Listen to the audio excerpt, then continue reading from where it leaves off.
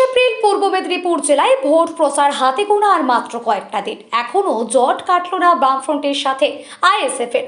পূর্ব মেদিনীপুর জেলার জোটের স্বার্থে দুটো বিধানসভায় প্রার্থী দিয়েছে আইএসএফ, নন্দীগ্রাম এবং পশ্চিম পাঁশকুড়া বিধানসভা। এই দুইটি আসনে আইএসএফ এর পাশাপাশি প্রার্থী দিয়েছে বামফ্রন্ট, নন্দীগ্রামের শান্তিগিরি ও নিরঞ্জন সিহি। তবে পাঁশকুড়া পশ্চিম বিধানসভায় সিপিএম প্রার্থী নিরঞ্জন সিহির প্রচার করলেও জোটের স্বার্থে মনোনয়নপত্র জমা দেয়নি। আজকে পাঁশকুড়ায় দলীয় প্রার্থীর সমর্থনে প্রচারে আসেন নওশাদ সিদ্দিকী। অপরদিকে পাঁশকুড়া পশ্চিম বিধানসভার সিপিএম এর কর্মী সমর্থকদের নিয়ে বৈঠকে বসেছিলেন সিপিএম এর কেন্দ্রীয় কমিটির সদস্য সুজন চক্রবর্তী। সেই সময় মিছিলের গাড়ি থেকে নেমে আইএসএফ নেতা নওশাদ সিদ্দিকী সৌজন্য সাক্ষাৎ করেন সুজন চক্রবর্তীর সাথে। পাঁশকুড়া পশ্চিম বিধানসভার আইএসএফ এর প্রার্থীর সমর্থনে সিপিএম কর্মীদের নামারও অনুরোধ জানায় নওশাদ সিদ্দিকী। নওশাদ সিদ্দিকী জানান, নন্দীগ্রাম বিধানসভায় জোট সমস্যার খুব তাড়াতাড়ি সমাধান হবে এবং আইএসএফ এর প্রার্থী ও কর্মীরা সমর্থন করবেন সিপিআইকে। পাল্টা সুজন চক্রবর্তী বলেন, জোট সমস্যার সমাধান হয়েছে, আমাদের কর্মীদের আমরা বুঝিয়েছি, খুব দ্রুত তাদের মাঠে নামানোর চেষ্টা করব।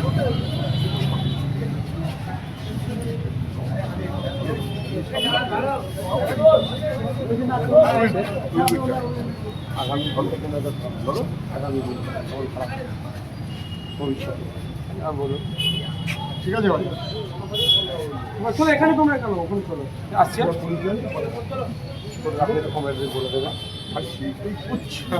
ঠিক আছে। আজকে এরকম কোনো কর্মসূচি ছিল না যে আমাদের কর্মীরা সহ এখানে আইএসএফের যৌথ কর্মসূচি কিছু ছিল না। আইএসএফ নিজস্ব একটা কর্মসূচি করেছে, নওশাদ ভাই এসছে, আমি এসছি। আমাদের আজকে এই জেলায় আজকে কালকে দুদিন অনেকগুলো কর্মসূচি নিয়ে, তাতে আমাদের কর্মী সভা, জিবি, জনসভা, এখানে পাঁশকুড়া পশ্চিমে আমরা আমাদের কর্মীদের ডেকেছি। তাদের কথা তো শুনতেই হবে, কর্মীদের বাদ দিয়ে তো পার্টি চলে না। পার্টির মূল কথাটা কর্মীরা যাতে পারস্পরিক বোঝাপড়া বুঝতে পারেন, কর্মীদের কথা শুনেই সেই চেষ্টা আমাদের করতে হয়। আমি এখান থেকে হলদিয়া যাব, নন্দকুমার যাব, মহিষাদল যাব, চণ্ডীপুর যাব, এই কদিনেই সবই আছে। ডেবরা যাব, পাশে পশ্চিম মেদিনীপুর, কোলাঘাট মানে পাঁশকুড়া পূর্ব। ফলে কর্মীদের মিটিং আমি করছি। ইনসিডেন্টালি একই দিনে নওশাদ এসছে, সেখানে উনি এসছিলেন, দেখা দিয়ে গেলেন ওর প্রার্থীকে নিয়ে। ওরা ওদের মতন করে চেষ্টা করছেন।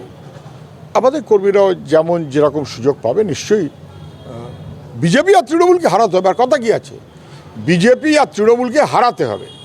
হারাবার জন্য কি করলে কি হতে পারে সেটা নিশ্চয়ই এখানে আইএসএফের যারা নেতা আছেন তারা ভাববেন। আমাদের কর্মীদের আইএসএফ এবং বিজেপি এবং তৃণমূলকে পরাস্ত করাটাই মূল কাজ। আপনি যথার্থই বলেছেন।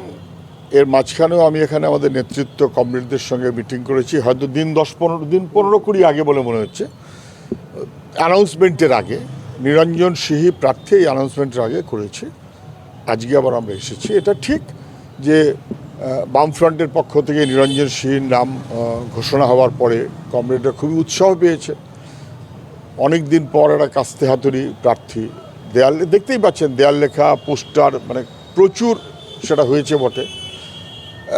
কর্মীদের মনে তো দ্বিধা এবং অস্বস্তি, খারাপ লাগা থাকবেই। এটার মধ্যে কোনো অপরাধও নেই, এটার মধ্যে নতুনত্বও নেই। কিন্তু আমাদের কমরেডরা আবার ফাইনালি এটা নিশ্চয়ই বোঝার চেষ্টা করেন বা করবেন, এবং আমাদেরও সা দায়িত্ব যাতে তারা সামগ্রিক পরিস্থিতিটা বোঝেন।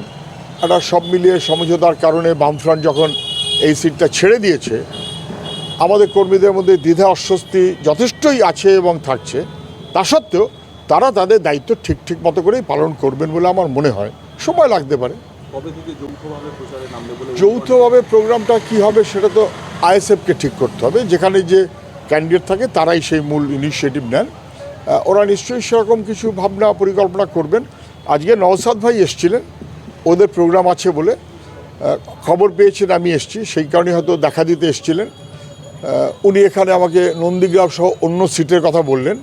পাঁশকুড়া পশ্চিম নিয়ে খুব আলাদা করে ওর বলার দরকার হয়নি, কিন্তু আমি বললাম যে যেরকম যা হয়েছে সময় তো লাগবে সামাল দিতে, উই আর ট্রাইং। ও আমার ধারণা খানিকটা সেটা বুঝে আবারও প্রোগ্রামে বেরিয়ে গেছে। তারপরে যখন যেমন আইএসএফের পরিকল্পনা হবে সেইভাবে নিশ্চয়ই আমাদের কর্মীদের সঙ্গে ওরা কথা বলে নেবেন।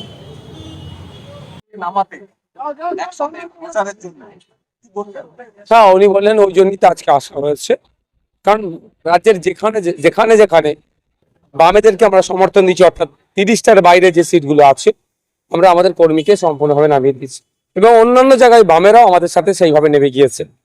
এখানের ক্ষেত্রে নির্দেশের অপেক্ষায় আছে।